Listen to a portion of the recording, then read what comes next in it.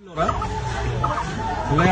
মানে বহুত দিন আগত কাম কৰিব গৈছিলে এখেতে কাম কৰিব গৈ পিনে মানে তাৰে কোম্পানীৰ মালিকেও মানে এতিয়ালৈকে তাক কোনো ধৰণৰ পইচা নিদি দৰমহা পাতি যিমান দিয়ে একো নিদি পিনে ল'ৰাটোৰ এই হাতখন বৰ্তমান মানে ভাঙিছে। এতিয়া মই এক্সৰে ৰিপৰ্টত চাইছোঁ হাতখন মোটামুটি তাৰ হাতত 3টামান টুকুৰা হৈছে হাতত। এক্সৰে ৰিপৰ্ট পূৰা মানে কমপ্লিটলি চাব পাৰি। এই চাই লওক, এইটো হাতত টুকুৰা দেখা পাইছে, এটা টুকুৰা ইয়াতে। এই হাতখন মানে সম্পূৰ্ণৰূপে পংগু হৈ পৰিছে ল'ৰাটোৰ। এখেতে বেংগলোৰত কাম কৰিছিলে। বেংগলোৰত কাম কৰিব গৈ মানে আমাৰ ৰঙিয়া তুলসীবাৰীৰ ল'ৰা এজনক লৈ গৈছিলে। কি নাম তাৰ? গোপাল বিশ্বাস। গোপাল বিশ্বাসে তেখেতক মানে লৈ গৈছিলে এই কোম্পানীটোত, বেংগলোৰত স্থিত কোম্পানী, ৰছী কোম্পানী থাকিলে। এখেতৰ মানে মেচিনত কাম কৰি থাকোঁতে হাতখন মানে ভাঙি মাজেদি এটা টুকুৰা হৈ গৈছে। এক্সৰে ৰিপৰ্টত আছে যে ল'ৰাটোক মানে এতিয়া এনেকুৱা হৈছে, আমাৰ ওচৰত আহিছে যে কেনেকৈ কি কৰিব পাৰি আমি চেষ্টা কৰিম নিশ্চয়।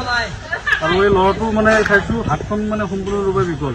এতিয়া আমাৰ ফালৰ পৰা যিখিনি পাৰোঁ আমি চিকিৎসা কৰাৰ চেষ্টা কৰিম ল'ৰাটোক, কিন্তু একোৱেই কথা যে কোনে সাৰি যাব নোৱাৰে। তাৰ কাৰণে আমাক ছাপোৰ্ট লাগিব অসমৰ ৰাইজৰ, যে ল'ৰাটো ন্যায় পায়।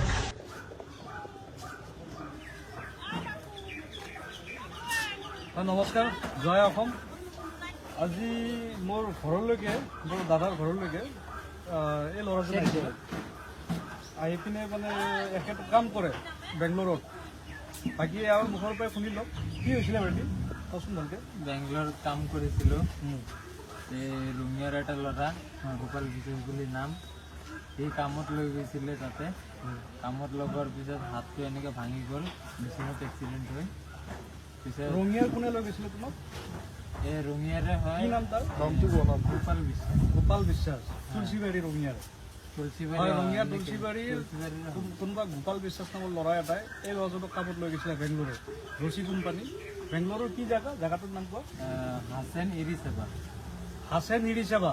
তাৰে যদি কোনোবা মানে আমাৰ লাহিত থানাৰ শুভাকাংক্ষী আছে, তেতিয়াহ'লে এই ল'ৰাটোৰ লগত হোৱা মানে যিটো মানে অন্যায়, এই অন্যায়ৰ মানে ন্যায় দিবৰ কাৰণে আমি সম্পূৰ্ণ আপ্ৰাণ চেষ্টা চলাই আছোঁ। কি বুলি ক'লা? বেংগলোৰৰ বেংগলোৰ হাছেন ইৰিছেবা। বেংগলোৰৰ হাছেন ইৰিছেবা জেগাটোৰ নাম। সকলোৱে নোট কৰি ৰাখক। এই ল'ৰাটোৰ চাওক, এই হাতখন ভালকৈ চাওক, গম পাইনে? ভালকৈ উঠাই দি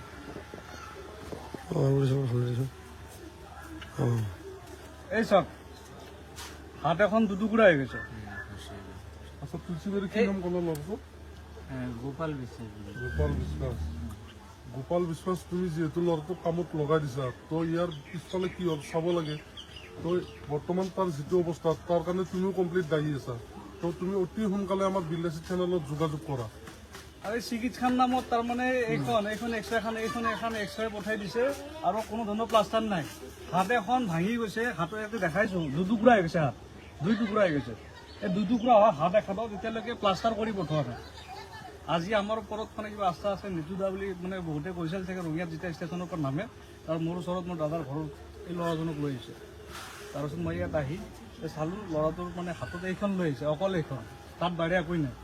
এতিয়া আমি এইখিনি বিচাৰোঁ, আমি বিল্লাচি থানা ৰঙিয়া বা কামৰূপ ডিষ্ট্ৰিক্টৰ তৰফৰ পৰা এই ল'ৰাজনক আমি লৈ যাম হস্পিটেলত, প্লাষ্টাৰ কৰাৰ সম্পূৰ্ণ ব্যৱস্থা কৰিম। এতিয়া কথাটো এইটোৱে, এই যে গোপাল বিশ্বাস ন, তুলসীবাৰীৰ গোপাল বিশ্বাস, তেখেতৰ ঘৰত আমি অতি সোনকালে ভিজিট দি আছোঁ। কি কৰিছে মুঠতে ল'ৰাজনক নি পিনে এনেকুৱা অৱস্থা কৰাই পঠাই দিছে। ইয়াৰ মানে উচিত প্ৰত্যুত্তৰ আমি দিম। আৰু এওঁৰ আৰু কি বুলি ক'লা বেংগলোৰত য'ত কাম কৰা? হাছেন ইৰিছেবা। হাছেন ইৰিছেবাত যদি কোনোবা আমাৰ ল'ৰা আছে, অসমীয়া ল'ৰা, যে এই ল'ৰাটোৰ লগত হোৱা মানে অত্যাচাৰ, ৰছী কোম্পানী, কি কোম্পানীৰ নাম? ৰছী কোম্পানী। কোম্পানীৰ নাম নাই, নামটো নাজানো, নামটো নাজানো, মানে নতুন গৈছোতো। আচ্ছা, নামটো ক'ব নোৱাৰো। এইটো নাৰিকলৰ যে ৰছী বনাই, এইটো আচ্ছা, ঠিক আছে। নাৰিকলৰ ৰছী বনোৱা এটা কোম্পানী হাছেন ইৰিছেবা বেংগলোৰৰ। তাত যদি আমাৰ কোনোবা অসমীয়া ল'ৰা আছে, তেতিয়াহ'লে যোগাযোগ কৰক মানে কোম্পানীৰ মালিকৰ লগত, যাতে এই ল'ৰাটোৰ মানে যিখিনি ইয়াৰ লগত হৈছে, ইয়াৰ সম্পূৰ্ণ চিকিৎসা আৰু ইয়াৰ সম্পূৰ্ণ মানে মুআৱজা, কম্পেনচেশ্যন যাতে সম্পূৰ্ণ দিয়ে। কাৰণ এই ল'ৰাটো গোটেই জিন্দগী কাম কৰি খাব নোৱাৰিব, হাত এখন ভাঙি গৈছে মাজেৰে। সেই গতিকে সম্পূৰ্ণ যদি ক্ষতিপূৰণ দিয়ে তাৰ দাবী আমাৰ ফালৰ পৰা কৰিলোঁ। অন্যথা আমি বেংগলোৰত গৈ যিটো কোম্পানীত কাম কৰিছিলে তাত গৈ ল'ৰাটোক আমি ভিজিট কৰিব লগাত যাম। আৰু ভিডিঅ'টো আমাৰ অসমবাসী ৰাইজক কৈছোঁ, এজন আমাৰ অসমীয়া ল'ৰা, হোজাইৰ ল'ৰা, আৰু ইয়াৰ প্ৰতি মানে যিটো মানে অন্যায় হৈছে, এই অন্যায়ৰ কাৰণে আপোনালোকৰ ভিডিঅ'টো শ্বেয়াৰ কৰাৰ খুবেই জৰুৰী। সকলোৱে শ্বেয়াৰ কৰক যাতে এইজন মানে মালিকক, লম্পট মালিকৰ ওচৰত এই ভিডিঅ'টো গৈ পায়। আমি এতিয়া লৈ যাম, আমাৰ ফালৰ পৰা যিখিনি মানে চিকিৎসা কৰিব চেষ্টা কৰিম। তথাপিও ল'ৰাটো মানে সুস্থ কৰি বা এটা ভাল অৱস্থাত আমি আনিব নোৱাৰিম, কাৰণ হাত এখন পংগু হৈ থাকিল, গোটেই জীৱন ল'ৰাটো কাম কৰি খাব নোৱাৰিব। সেই গতিকে ল'ৰাটোৰ এখন হাত নাই বুলি ক'ব লাগিব। যিটো ক্ষতিপূৰণ, সেই ক্ষতিপূৰণ আমি দিয়াব চেষ্টা কৰিম। জয় অসম। তেখেতে মানে বাইকটো ইমান বেয়াকে দি আছে, তেখেতে বাইকটো এনেকে দি আছে মানে বিল সিদিনাখন গৈছিলে, কিবা কম্প্ৰমাইজ হ'ল নেকি, আমাৰ গাত লাগিছে, আমাৰ গাত লাগিছে, বেয়া লাগিছে। সেই বস্তুটো আকৌ ইয়াত আহিবলগীয়া কথাই আমি লগ পোৱা নাই, খেলুৱৈ মানুহখিনি কাকো লগ পোৱা নাই, আমি লগ নাই, আমি জানিব বিচাৰিছোঁ। খেলুৱৈ ক'লে আমি এইফালে জানি লওঁ, জানিব লাগিব। ডিষ্ট্ৰিক্টৰ প্ৰতিজন মানুহে এতিয়া আপোনালোকেও যেনেকে ওপৰতো আপোনালোকে ৰিপৰ্ট এটা দিব লাগিব, অলৰেডি আমাৰ কথাটো হ'ল কি, আমাৰ তেওঁলোকে যিটো এজাহাৰ দিছিলে, এজাহাৰখন উঠাই লৈছে, কথাবোৰ মানে ভিতৰত বহুত বেয়া বেছি ওলাই আছে ভিতৰত। এজাহাৰখন উঠাই লৈছে, সেইটোৰ পিছত দুইটা চবতকৈ বেছি কথাটো হৈছে বিলাসিতা ল'ৰাই কম্প্ৰমাইজ কৰিছে, কিবা মিলা মিছা কথা হ'ব পাৰে।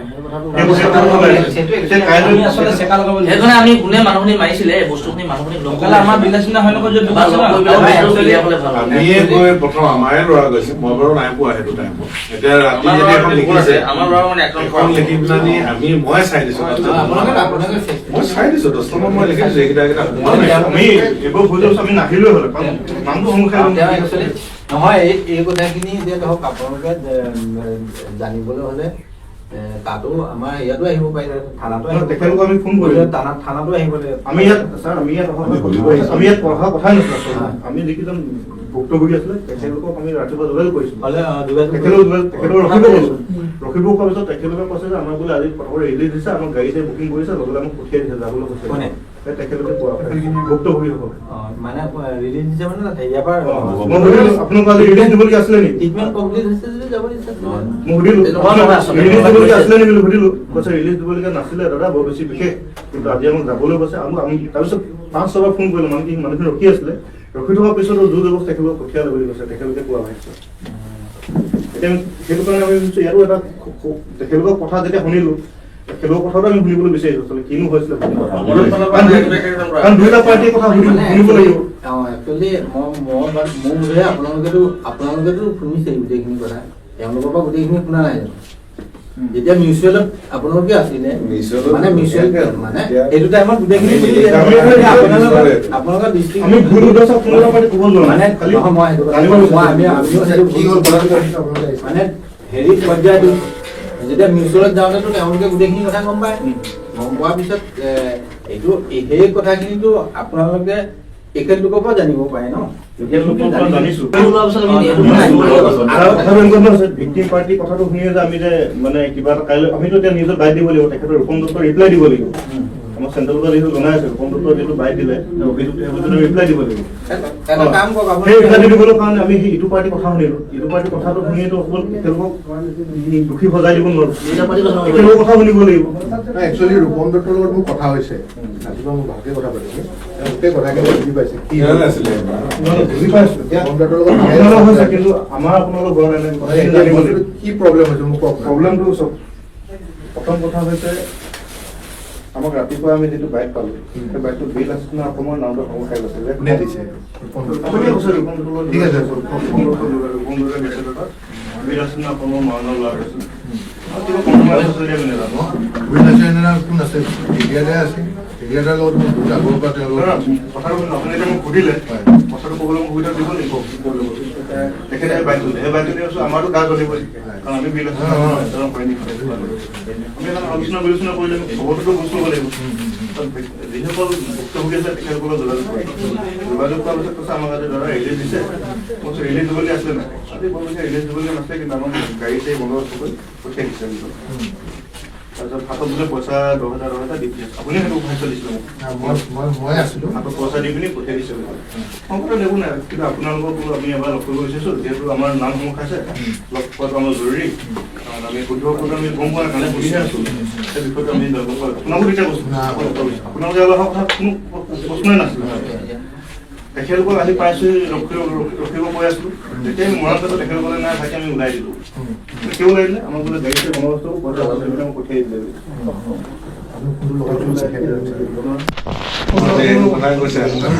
পঠিয়াই দিলো নেকি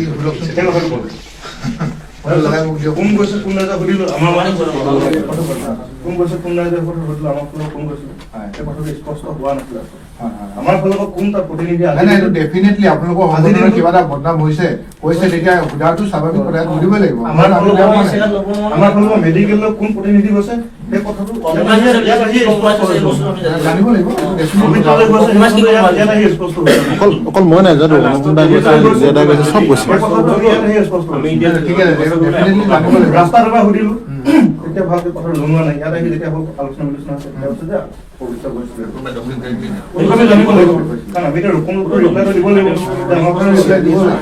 আমাৰ পৰা আমি সহযোগ কৰিছোঁ। ৰূপম দত্তক মই স্পষ্ট ভাষাত কৈছোঁ, তেওঁ ক'লে মোৰ কথাকেইটা ৰেকৰ্ডিং কৰিব পাৰোঁ নাই। মই বোলো ডেফিনেটলি পাৰিব। আপুনি ৰাতিপুৱা যিটো বাইট দিলে, আপুনি এজন কৰ্তৃত্বশীল ব্যক্তি হিচাপে এটা ৱৰ্ডত কিমান ৰিপাৰ্টেশ্যন হ'ব পাৰে আপুনি জানে নাই? মই সুধিলোঁ আপুনি কথাটো চৰজমিন তদন্ত নোহোৱাকৈ কাৰোবাৰ যে কিবা বুজি নোহোৱাকৈ এটা কথা কৈছে, সেইটো এটা আপুনি কথাটো বেয়া হৈছে। মই ভাল তেওঁ সম্পূৰ্ণ কথাটো বুজি পাইছোঁ। ক'লে মোক এনেকৈ আহি যিখিনি ইনফৰ্মেশ্যন দিছে, মোক যিখিনি কথা কৈছে, তাৰ ভিত্তিতহে মই কৈছোঁ। আৰু গোটেই ঘটনা কি হ'ল, কি কথা মই নিজেও গম নাপাওঁ। মই এদিনৰ পিছতহে গম পাইছোঁ গোটেই ঘটনাটো। কোনে ক'লে মোক কোৱা নাই। তেখেতক কৈছিল যে কালি মটৰ শ্ৰমিক সন্থাৰ কোনোবা এজন মানুহ আহিছিলে, তেওঁ বাইক দিছে বোলে হেৰি আমি কাইলৈ প্ৰটেষ্ট কৰিম, আমি গোটেই সেইকাৰণে বাইক দিয়া মতে সেই বস্তুটো যদি আমাৰ মাজত ভাঙি খাই আছে, আমিতো মনত অশান্তি পাম। সেই বস্তুটো হ'ব আমি নেজানোৱে যিটো ঘটনা হ'বই নালাগে। সেই বস্তুটো হ'ব সেই বস্তুটো আমি দুখ পাইছোঁ। টাইগাৰ ব্যৱস্থা এতিয়া আমাক কেন্দ্ৰীয় সমিতি